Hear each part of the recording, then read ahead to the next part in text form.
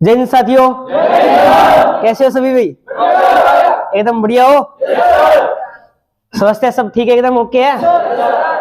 तो कल अपने क्या पढ़ रहे थे भाई? भारत का सामान्य परिचय में पहला टॉपिक क्या पढ़ा था कल? पहले उत्पत्ति पढ़ी थी हमने। अरे पढ़ी थी या नहीं पढ़ी थी? 2 नंबर पे हमने क्या पढ़ा था? प्राचीन नाम पढ़े थे। और 3 नंबर पे हमने क्या पढ़ा था? विस्तार और। अच्छा मेरे को ये बताओ कि क्षेत्रफल में भारत का स्थान कौन सा भी? अरे कौन सा स्थान है? पहले पे कौन है? दूसरे पे, तीसरे पे, चौथे पे, पांचवें पे, छठे पे, सातवें पे, आठवें पे। अर्जेंटीना। ट्रिक क्या थी भाई? रुक चीन अब आ भारत। अब देखो अपनी और स्थिति की बात करते हैं। पहले थोड़ा सा देखो, उसके बाद में अपने मैप पे काम करेंगे। देखो भाई, अगर पूछे कि भारत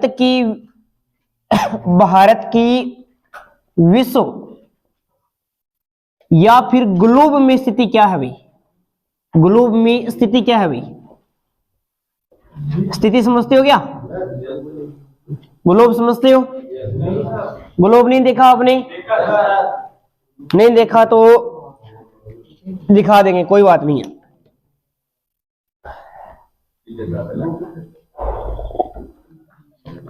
हाँ चलो भाई, एक बार समझना है, लिखना किसी को भी नहीं है। देखो ये इस प्रकार की संरचना है पूरी की पूरी। ये संरचना क्या कहलाती है अभी आपकी पूरी की पूरी? आपने देखा होगा कि जब आप छोटी क्लासों के अंदर थे, ऑफिस के अंदर पढ़ा रहता था। मतलब कि कोनी हो इन्हें मैंने देखो गुरुजी कोनी जायो और घुमायो टिका आगे अरे बाजियांदा आई होती नहीं। मतलब होता क्या? ग्लोब का क्या होता है? आज तक ही नहीं समझ में आया। उसमें कुछ लिखा होता था, कुछ अक्षांश बने होते थे, कुछ देशांतर बने होते थे। कभी देखा उनको? अरे कौन देख लो ना, झूठ मारो थे। मैं पूछ लेना है कण कण देखा बताया तो बोलिए को नहीं। चलो कोई बात नहीं। सुनो भाई, ये पूरा का पूरा क्या था? ग्लोब है भी, ध्यान में रखना है भाई। हमें क्या करना है? भारत की विश्व में या ग्लोब में स्थिति याद करनी है कि ग्लोब में या विश्व में भारत की स्थिति क्या है, कि कौन से ग्लोब के अंदर स्थित है भारत, कौन से गोलार्ध में है भाई। हाँ उसके बारे में हम चर्चा करेंगे। देखो भाई, सबसे पहले तो आपको ये पता होना चाहिए। देखो भाई, ये जो ग्लोब है, ग्लोब को 2 समान भागों में विभाजित करने वाली रेखा मकर रेखा, कर्क रेखा और ग्लोब को 2 समान भागों में विभाजित करने वाली रेखा है 0 डिग्री भूमध्य रेखा। अरे कौन सी रेखा है?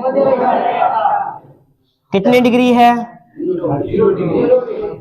0 डिग्री भूमध्य रेखा ग्लोब को 2 समान भागों में विभाजित करती है। ऊपर वाला भाग क्या कहलाता है? अरे इधर ना, इधर खड़ा हो गया तू, इधर टोपी वाला। क्या दिक्कत है तेरे? हाँ तेरे आगे वाला क्यों बोल रहा है तू? क्या दिक्कत है तेरे? इधर खड़ा हो गया, इधर तू इधर आ, खड़ा हो गया, इधर आ, ओ इधर इधर इधर किस रेखा की बात कर रहा है? तो एक बार समझने के लिए बोल रहा है, समझ लो। इना अठा अठा अठा इतना पन्ना पन्ना। चल बढ़िया। हाँ ये कौन सी रेखा है भाई? भूमध्य रेखा। अब यहां से भी एक रेखा खींची गई है, 23.5 डिग्री रेखा खींची गई है भाई। इस रेखा का नाम क्या है भाई?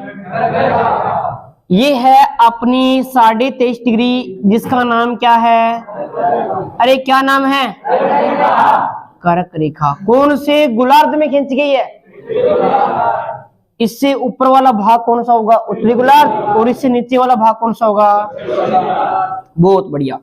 यहां से भी दक्षिण के अंदर एक रेखा खींची गई है 23.5 डिग्री, उसका नाम क्या है? मकर रेखा। 23.5 डिग्री मकर रेखा। उसके बाद में यहां से एक रेखा खींची गई है 66.5 डिग्री। इसका नाम क्या है भाई? 66.5 डिग्री आर्कटिक रेखा। आर्कटिक रेखा। उसी प्रकार से दक्षिणी ध्रुव में भी यहां पर एक रेखा खींची गई जिसका नाम क्या है? 66.5 डिग्री अंटार्कटिक।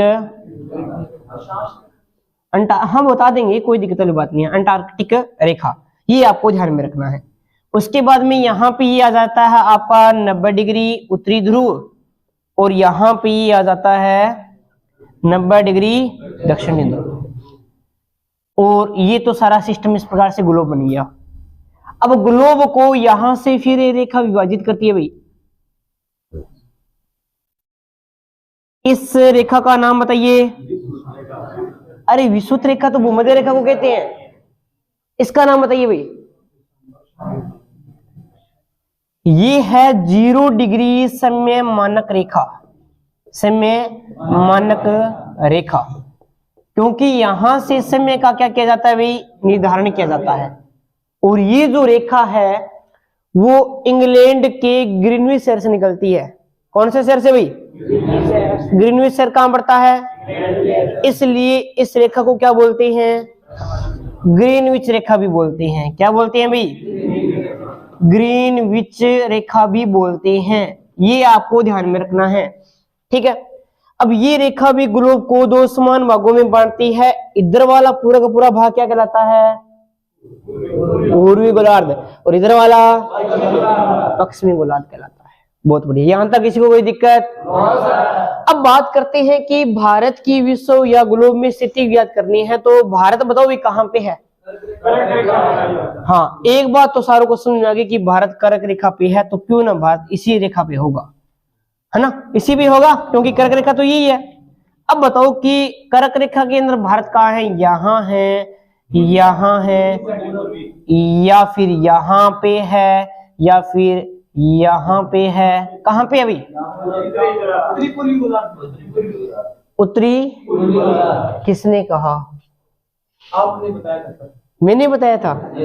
लॉजिक भी तो बताया होगा जब मैंने बताया तो। इसका भी सारे बताते उत्तरी पूर्व में। अरे भाई उत्तरी पूर्व में है क्यों? इसका लॉजिक तो बताओ ना। उत्तर पूर्व में क्यों है? जब मैंने पहले पढ़ाया था तब आपको लॉजिक भी बताया था ना। तो बताइए फिर क्या लॉजिक है अभी? लॉजिक भूल गए सर? है अच्छा अच्छा अच्छा, चलो सुनिए भाई। एक बात तो श्योर है भी, कर्क रेखा भारत के कितने राज्यों में से निकलती है भाई? कितने में से निकलती है? 8 में से निकलती है। ये भी आपको बता देंगे कौन कौन से हैं, वो भी बता देंगे, ठीक है।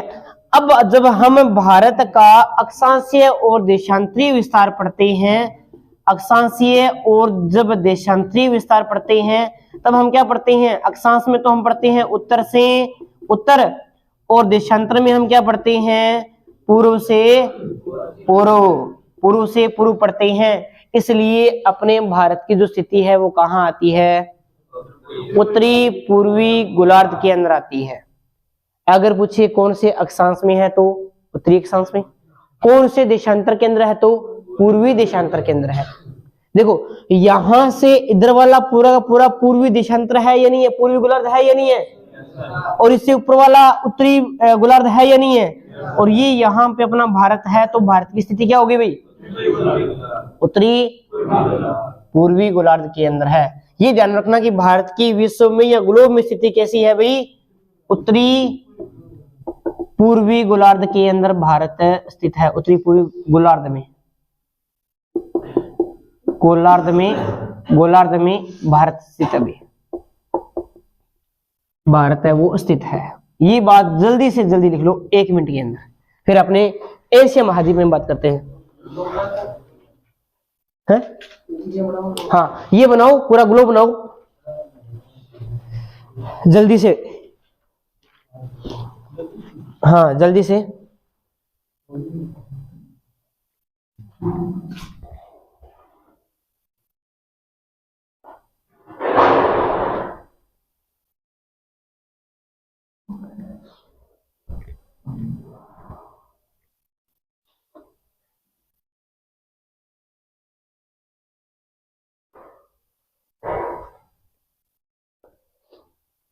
हाँ बना नहीं रहा, बना लिया। जो चीजें नहीं मिली वो एक्स्ट्रा लिखते जाना भाई।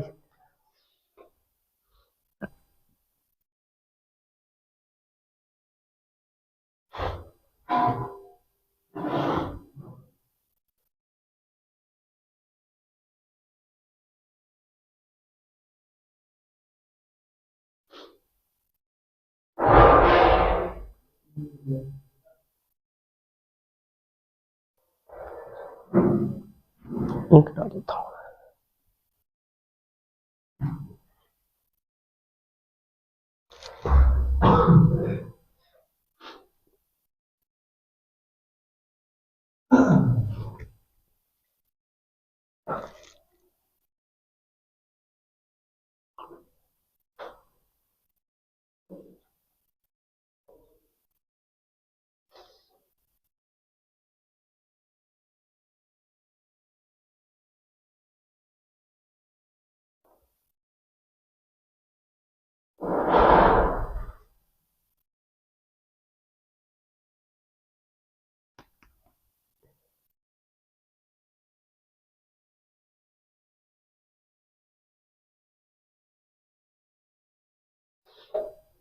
हाँ आगे चले भाई।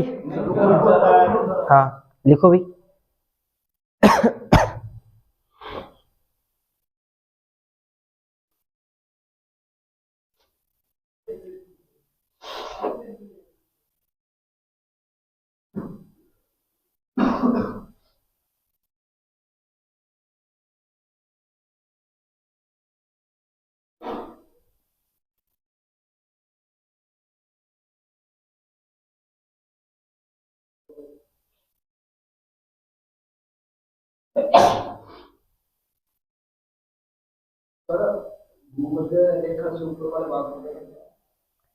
हाँ ये उत्तरी गोलार्ध हो गया, ये नीचे वाला दक्षिणी गोलार्ध हो गया।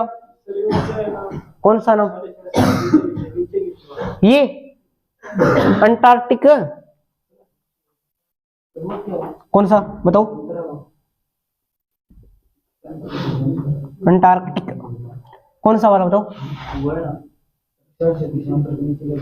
अक्षांश और देशांतर नीति, ये क्या लिखा हुआ है?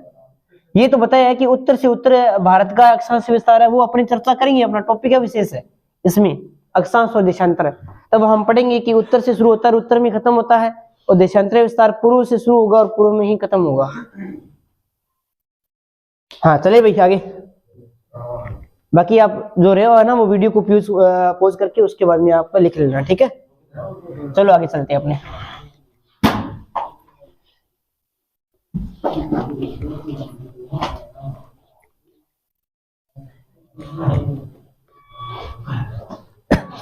अब सुनिए भी आगे।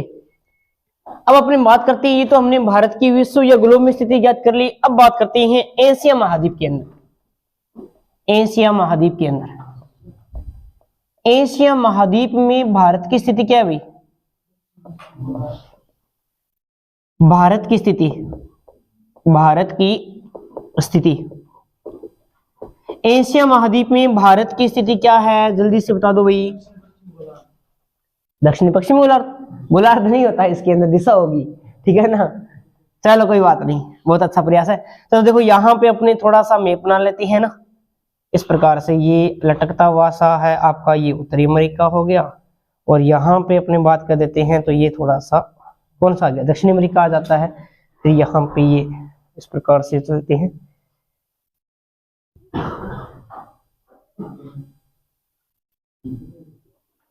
इस प्रकार से ये आ जाता है, ये यूराल पर्वत आ जाता है। यूराल पर्वत के बाद में इस प्रकार से, और ये यहाँ पे अपना आ जाता है ऑस्ट्रेलिया वगैरह, यहाँ आ जाता है। ये लो जी नीचे इधर बना देते हैं, ये ऑस्ट्रेलिया में। देखो सुनिए, ये पूरा का पूरा अपना एशिया है, ये एशिया है। यहाँ पर ये यूराल पर्वत है, और यूराल पर्वत के द्वारा यूरोप है वो अलग होता है एशिया से। अपने एशिया पढ़ के आए हैं, पढ़ा था एशिया, याद होगा। एशिया पूरे विश्व है ना, एशिया है वो सबसे बड़ा क्या माना जाता है भाई? महाद्वीप माना जाता है। इसका जो क्षेत्रफल है वो कितना है बताया था ना? 30% है। जनसंख्या कितनी निवास करती है? 60% जनसंख्या निवास करती है। और एशिया की सबसे ऊंचे जो हमने पर्वत की बात की थी उसका नाम क्या था? माउंट एवरेस्ट था। और हमने ये भी देखा कि माउंट एवरेस्ट पर चढ़ने वाला सबसे पहला व्यक्ति कौन था भाई? हाँ कौन था भाई? एडमिन हिलेरी था, है ना। लोरंग तेजी था। उसके बाद में हमने देखा था कि सबसे ज्यादा बिना ऑक्सीजन के चढ़ने वाला व्यक्ति मैंने बताया ना, फूदरोजी। उसके बाद में एक व्यक्ति थी जो कि 23 बार चढ़ी थी, रीता। हाँ बिल्कुल याद रखना, आपको ध्यान में है ना। अब देखो ये दिशा बनाते हैं अपनी यहाँ अपने एशिया महाद्वीप की, इस प्रकार से इसको बांटते हैं। ये दिशा कौन सी है? ये दिशा कौन सी है? ये कौन सी है? और ये कौन सी है? भारत का आइडिया लग रहा है क्या? कहाँ है भारत? है?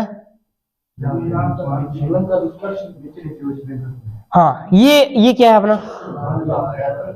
भारत है। और ये पूरा का पूरा एशिया महाद्वीप है।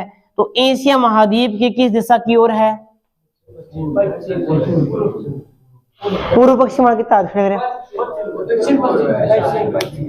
दक्षिण पश्चिम वाला खड़े रहा। हाँ तेरो, अरे जल्दी बता, तो टाइम जल्दी बता। दक्षिण दक्षिण पश्चिम, हाँ तेरो यही है। उत्तर पूर्व, तू इधर आ, इधर आ। अरे वाकई नहीं, इधर इधर आ, जल्दी आ।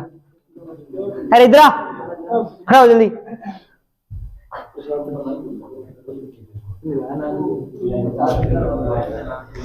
ये दिशा कौन सी है? इधर आ। ये दिशा कौन सी है? उत्तर। और ये दिशा कौन सी है? दक्षिण। और ये कौन सी है? और ये कौन सी है? पश्चिम है। और ये यहाँ पे ये क्या है? ये क्या है? भारत है। तो ये दिशा कौन सी है? दक्षिण पश्चिम। फिर तू दक्षिण पूर्व क्यों बोल रहा है? दक्षिण पूर्व क्यों बोल रहा है? अरे समझ में आ गया ना भी कौन सी दिशा में है? कौन सी दिशा में है?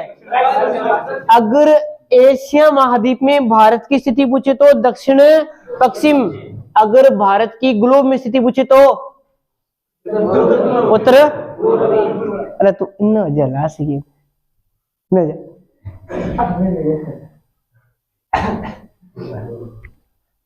चलो भी आगे चलते हैं। यहां तक लिख लिया ना सभी ने?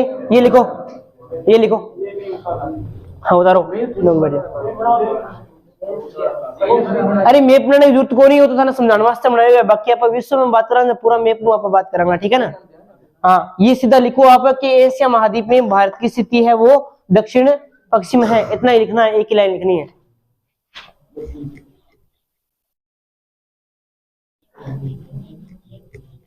एशिया महाद्वीप में भारत की स्थिति दक्षिण पश्चिम है। बस इतनी सी बात लिख दिया, बहुत बढ़िया।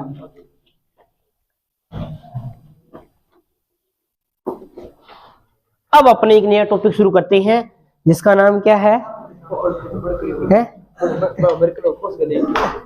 जिसका नाम क्या है भाई? जिसका नाम है अक्षांश और देशांतर। बढ़िया तरीके से पढ़ लेना भाई, बहुत ही शानदार टॉपिक है अक्षांश और देशांतर। अक्षांश और देशांतर, अक्षांश व देशांतर। सबसे पहले समझते हैं अक्षांश और देशांतर होते क्या है, उसके बाद में हम आपको लिखा देंगे। समझो भी क्या होते हैं। सबसे पहले आपको बनाना है ग्लोब। बनाना नहीं है, अभी समझना है।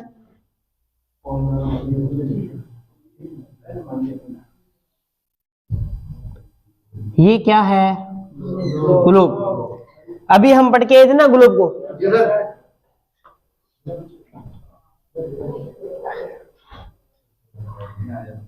बाहर क्यों गया था? है इतना कितना ज्यादा इंपोर्टेंट होना है सर? है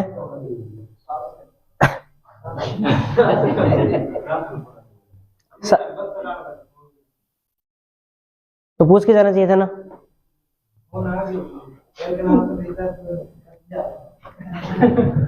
चलो सुनो भाई। हाँ अक्षांश को सॉरी अपने ग्लोब को दो समान भागों में विभाजित करने वाली रेखा भूमध्य रेखा। सबसे पहले हम किसकी बात कर रहे हैं? सबसे पहले अपने बात करेंगे अक्षांश की। किसकी बात करेंगे भाई? अक्षांश की बात करेंगे। देखो ग्लोब पर ध्यान से समझना, ग्लोब पर पश्चिम से पूर्व पश्चिम से पूर्व खींची गई काल्पनिक रेखा को क्या कहते हैं?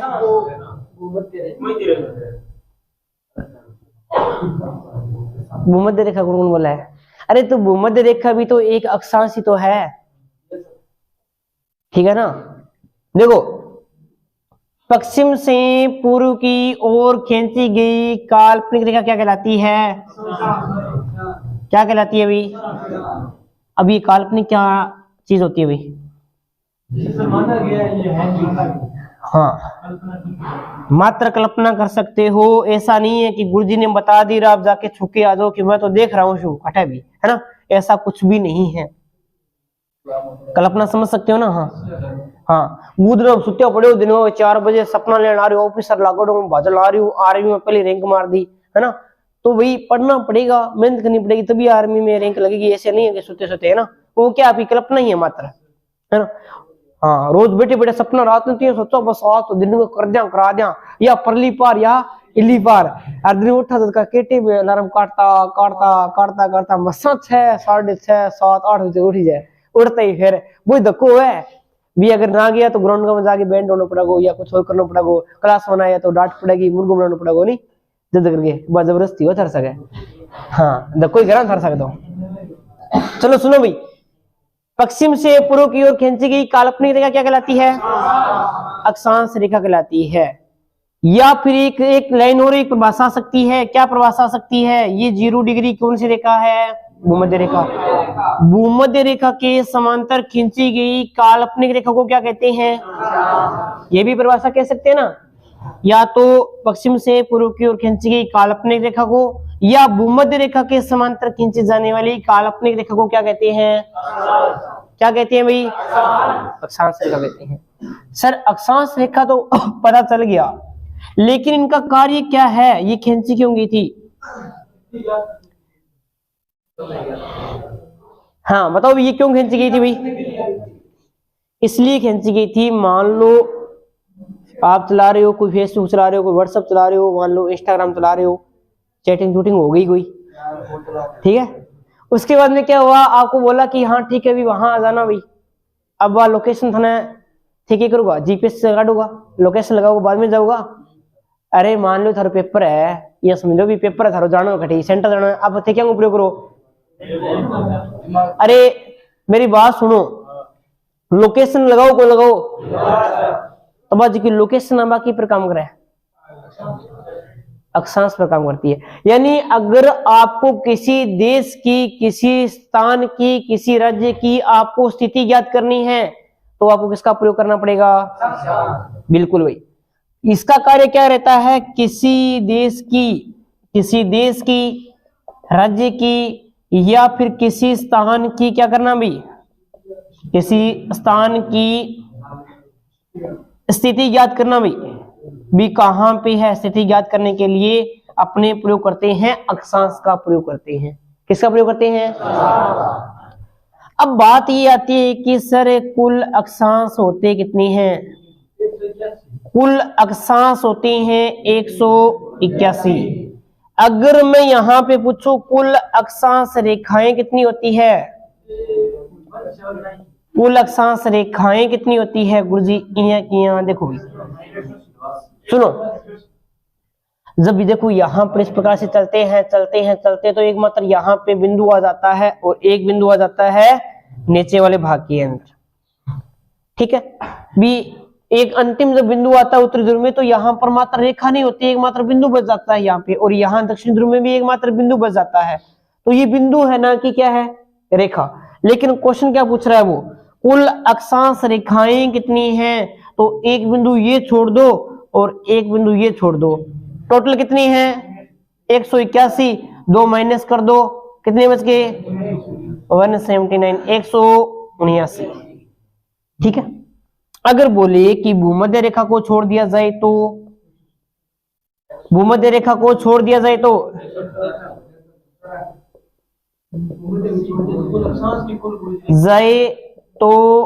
कुल अक्षांश कितने होंगे? अक्षांश, कुल अक्षांश बताओ भाई, कुल अक्षांश कितनी है? भूमध्य रेखा कितनी है? 1 तो माइनस कर दो, कितने आ गए? 180। ठीक है। हाँ, अगर वो क्या बोलेगा कि कुल अक्षांश, अगर भूमध्य रेखा को छोड़ दे तो कुल अक्षांश रेखाएं कितनी, तब कितनी आ जाएगा 100। सभी को समझ में आ गया क्या? ऐसा कोई है जिसको नहीं समझ में आया? वो सारों को आ गया? क्या नहीं समझ में आया तेरे को? रेखा क्या हो रही है? समझ में नहीं आई? कहां से है? इनमें से नहीं, बागड़ी समझ में आ गए, हिंदी है समझ में, इन आंकड़े हो गए। हाँ बता, कड़ू समझ में नहीं आई भी। तेरे को ये बताया है कि किसी देश, राज्य, किसी स्थान की स्थिति ज्ञात करने के लिए किसका प्रयोग करते हैं? किसका प्रयोग करते हैं अभी? अक्षांश का प्रयोग करते हैं या नहीं करते हैं? कुल अक्षांश कितनी है? कुल अक्षांश की बात करें यानी बिंदु को भी गिना जाए तो कितने हो जाएंगे? 181। ये कहता है कि कुल रेखाएं कितनी है? रेखा पूर्णी है, यानी इन बिंदुओं को छोड़ दो आप, एक बिंदु ये रहा, एक बिंदु ये रहा, टोटल 181 है। दो बिंदुओं को हमने निकाल दिया, कितने बच के पीछे? 179। उसके बाद में भूमध्य रेखा को छोड़ दिया जाए तो कुल अक्षांश कितने होंगे? कुल अक्षांश कितने हैं? 181। भूमध्य रेखा ये रही, भूमध्य रेखा कितनी है? एक है ना, तो 181 में से एक निकाल दो, कितने बच गए? 180। इतनी तो बात है, आई क्या समझ में? बढ़िया। हाँ, ये सारा का सारा कैसा भी अक्षांश था। अब ये बात आती है कि दो अक्षांश रेखाओं के मध्य, दो अक्षांश रेखाओं की मध्य दूरी कितनी है भाई? हाँ, यहां लिखता हूं, दो अक्षांश रेखाओं के मध्य जो दूरी है, अक्षांश रेखा के मध्य दूरी, रेखा के मध्य दूरी, दूरी कितनी हो जाएगी भाई? 111 किलोमीटर। कितनी हो जाएगी भाई? आवाज नहीं आ रही? दो अक्षांश। अब ये पूछे कि दो अक्षांश रेखाओं के मध्य के क्षेत्र को क्या कहते हैं? ये जो क्षेत्र है इसको क्या कहते हैं? बिल्कुल, बहुत बढ़िया। दो अक्षांश रेखाओं के मध्य के क्षेत्र को, मध्य के क्षेत्र को क्या कहते हैं भाई? कटिबंध, या फिर क्या कहते हैं? जोन कहते हैं। क्या कहते हैं भाई? जोन कहते हैं। ये बात आपको ध्यान में रखना है। और इसके बाद में आपका आता है कि भारत का अक्षांशीय विस्तार कितना है। ठीक है, पहले आप इतना लिखिए, उसके बाद में अपने भारत के अक्षांशीय विस्तार के बारे में चर्चा करेंगे। क्या बात करेंगे? अभी बात करेंगे। जितना करें ना उतना समझ में आना चाहिए, जाना चाहिए भाई। जल्दी लिखो थोड़ा सा। कितने मिनट होंगे? 28।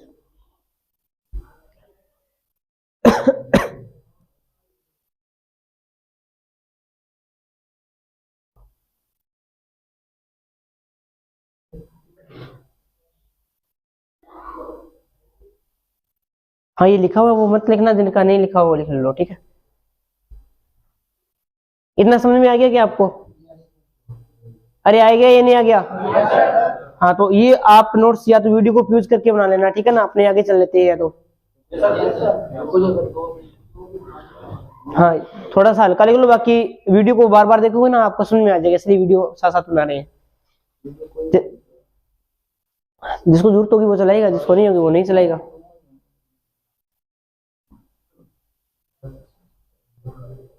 कुछ चीज जैसे मान लो नहीं समझ में आई है तो आप वीडियो के थ्रू भी देख सकते हो ना वापिस से भी, हाँ ये चीज यहाँ पे नहीं आई है। और कल सभी के पास में मैप होना जरूरी है, ध्यान रखना, बिना मैप आपको एंट्री नहीं दी जाएगी। हाँ बिल्कुल, और कल आपको मैप बनना सिखाएंगे किस प्रकार से, और सीमाओं के बारे में चर्चा करेंगे, कौन कौन सी सीमा किस देश के साथ में लगती है। कल वाली क्लास बहुत ही ज्यादा इंपॉर्टेंट होने वाली है, ध्यान रखना। कल वाली क्लास से 100% प्रश्न आएगा एग्जाम में, श्योर है। आपको 3 बीघा गलियारा है ना, ये काला पानी विवाद है जो आए थे पेपर में पीछे जो आ रहे हैं, उनको बारे में बताऊंगा कल भी। ये 3 बीघा गलियारा क्या है, कहाँ पे है, 3 ओर से घिरा हुआ राज्य कौन सा है, वो सारी चीजें आपको बहुत अच्छे तरीके से बताएंगे कल आपको। तो कल आपके पास मैप होना चाहिए भाई। हाँ, आज तो फिर आधों के पास में है ना, इसलिए वजह से। हाँ, आगे चलेंगे क्या? देखो भाई इधर का नाम क्या है? इधर वाला क्या, बाकी देखो। चलो इधर देखते हैं, अपने भारत बना लेते हैं थोड़ा सा। अरे कोई बात नहीं, इधर देख लो थोड़ा सा। देखो भाई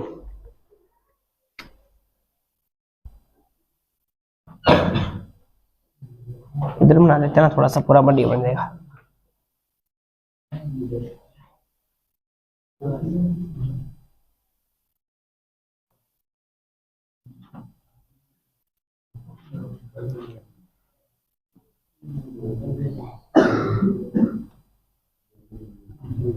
ये क्या है भाई,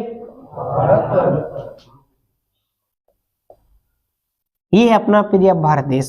अब सुनिए, अक्षांश से विस्तार की हम बात कर रहे थे, तो यहाँ पे क्या कौन सा पड़ता है, ये अंडमान, और ये कौन सा पड़ता है, ग्रेट निकोबार पड़ता है, ग्रेट निकोबार पड़ता है। आवाज मत करो भाई। एक क्वेश्चन है कि भारत की संपूर्ण भूमि का दक्षिणतम अंतिम बिंदु कौन सा है। किस किस को आ रहा है हाथ खड़े करना, किस किस को आ रहा है हाथ खड़े करना, हाथ खड़े करना एक बार। तेरे को नहीं आ रहा, कल आया था क्लास में, कल आया था क्लास में।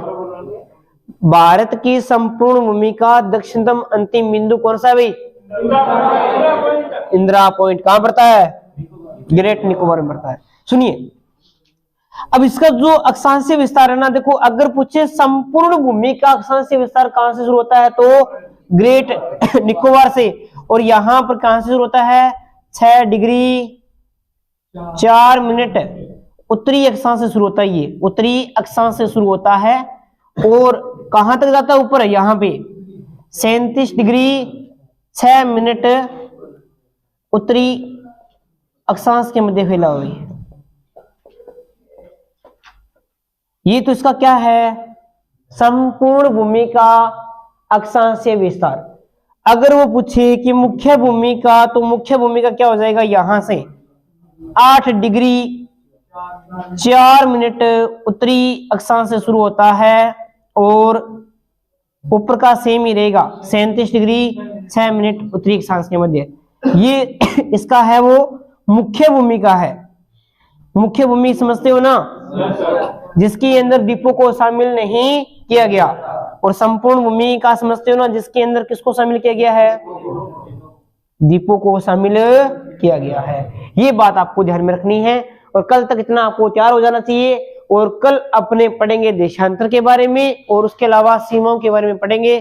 तो मिलते हैं कल, आज के लिए इतना ही। जय हिंद, जय भारत।